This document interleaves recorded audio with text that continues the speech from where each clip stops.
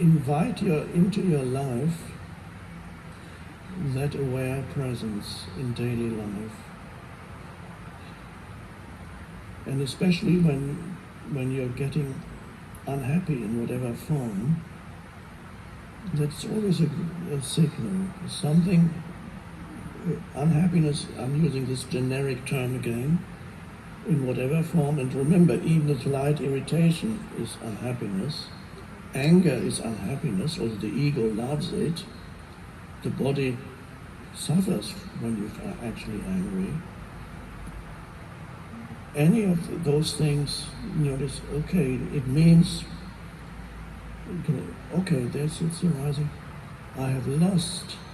The easiest way of looking at it is, say, I must have lost the present moment.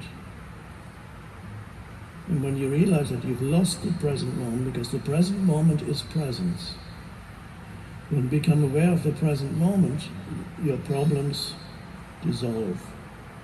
Not that you deny your ability to cope with problems, so-called problems, which are challenges, increases when you no longer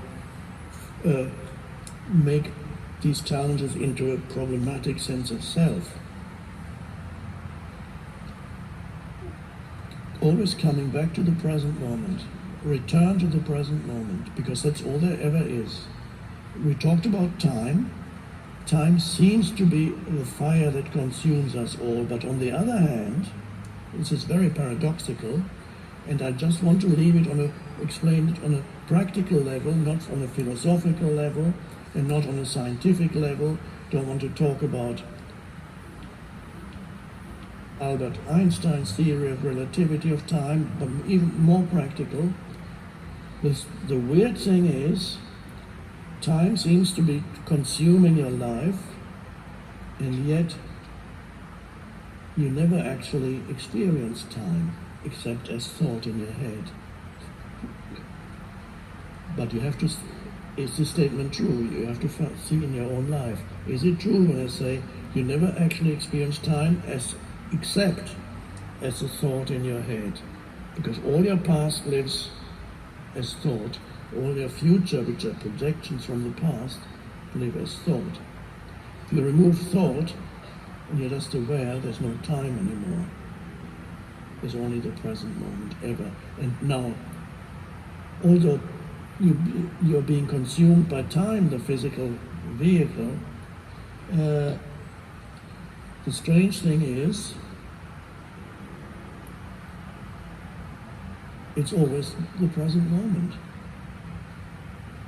And people have this burden of past, but it's thought. And if you step into the present moment, you immediately step out of thought into awareness.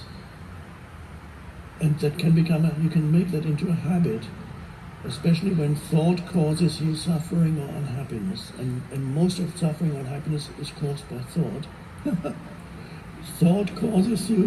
When thought causes you suffering or unhappiness, so, okay, just hang on. Do I want to suffer? Do I want to be unhappy? You can do it in a simple thing. Let's say you have an argument with your partner and you need to be right. And suddenly you realize what you're engaged in being right. And you realize it's meaningless whether you or he or she is right. And then you let go. But be aware of ego, not in the sense that, okay, I'm so conscious, I'm letting go now of this. You can carry on without me.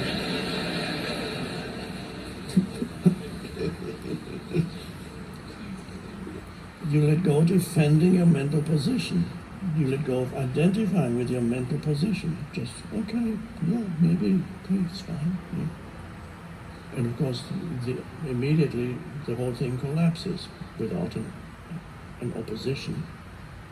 So you can observe how unhappiness arises, and then ask, do I want to be? How can I not be? And then you step out and you step into the present. Now, the present moment The first thing you notice, one could say it's a slightly arbitrary division, but